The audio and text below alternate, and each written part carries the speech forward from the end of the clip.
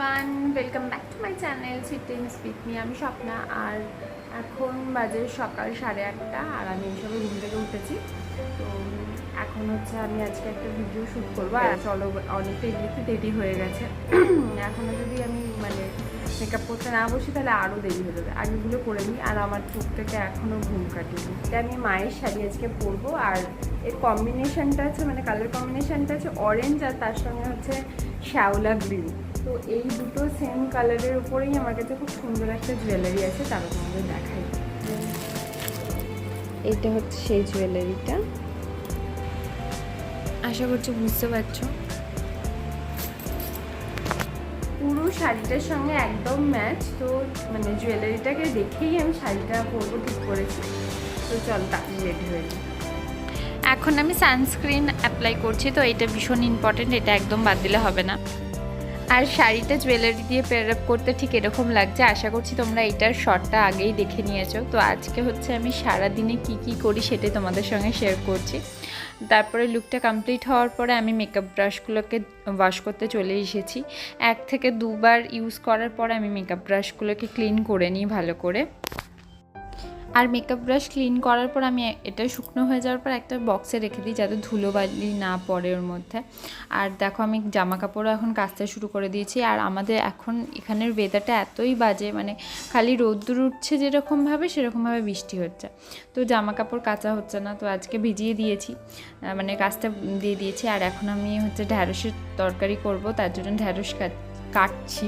আর আমি, মা, বাবা সবাই মিলে রান্না করার সময় একসঙ্গে কিচেনে থাকি।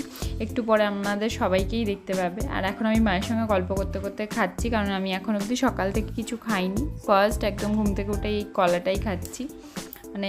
সেই সব কিছু করতে করতে 11টা বেজেই গেছিলো। আর এখানে হচ্ছে ঢ্যাঁড়সের তরকারিটা আমি বসিয়ে দিয়েছি। আমাদের রান্না করার কোনো কিছুই ফিক্স নেই, কখনো কখনো আমি রান্না করি, কখনো মা করে, বাবার কোনো কিছু রান্না করতে ইচ্ছা করলে বাবাও করে। তো এখন আমি ঢ্যাঁড়স রান্না করছি, আর মা ওইদিকে কী একটা রান্না করছিল আমার এখন খেয়াল নেই। আমি ঢ্যাঁড়সটা করছি সর্ষে দিয়ে। আর এখানে দেখো কীরকম সবুজ হয়ে আছে, আসলে এতটা সবুজ লাগছে না, ফোনে এটা লাগছে এরকম। তো যাই হোক, এক্ষুনি বলছিলাম তোমাদের রোদ্দুর উঠেছে, আর দেখো বৃষ্টি পড়াও শুরু হয়ে গেছে। যেই জামা কাপড় ভিজিয়েছি, যেই কাজটা দিয়েছি অমনি বৃষ্টি পড়ছে। আর এখন দেখো কত বৃষ্টি হচ্ছে, আর তার জন্য গরমটা আরও বেশি বেড়ে যাচ্ছে। এই সঙ্গে আমি মাছও রান্না করেছিলাম, তাতেই ধনেপাতাটা দিয়ে দিলাম। আর এইদিকে আমার রান্না করতে করতে জামা কাপড় কাচাও হয়ে গেছে, আর বৃষ্টি থেমে রোদ্দুরও বেরিয়ে গেছে। তো এখন সব কিছু আমি মেলে দিচ্ছি। আর জানো তো, এটা না আমি ভিডিওর জন্যই দেখাচ্ছি, নাহলে নর্মালি জামা কাপড় কাচার পরে জামা কাপড় মেলা সেটা মাই করে।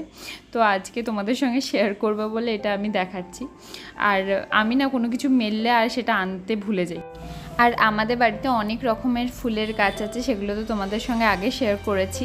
তোমরা দেখতে চাইলে অবশ্যই কমেন্ট করো, আমি অন্য কোনো ভিডিওতে শেয়ার করব। অনেক রকম ফুল ফোটে, সাদা ফুল, জবা ফুল।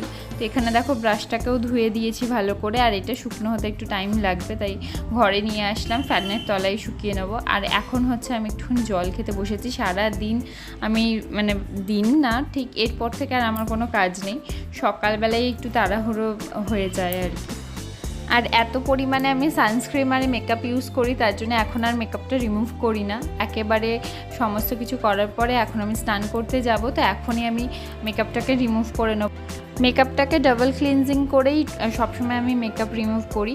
যে কোনো ধরনের অয়েল, বেবি অয়েল বা হচ্ছে আমন্ড অয়েল দিয়ে ভালো করে মেকআপটাকে রিমুভ করার পর তারপর ফেস ওয়াশ দিয়ে মুখ ধুই, বা কোনো রকম তোমরা ক্লিনজিং বাম ইউজ করতে পারো।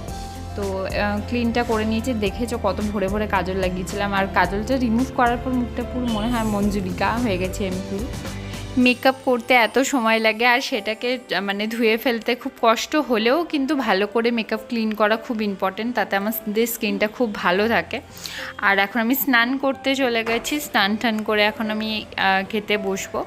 তো স্নান টান সেরে হচ্ছে সবার প্রথমে আমি ময়শ্চারাইজার লাগাবো।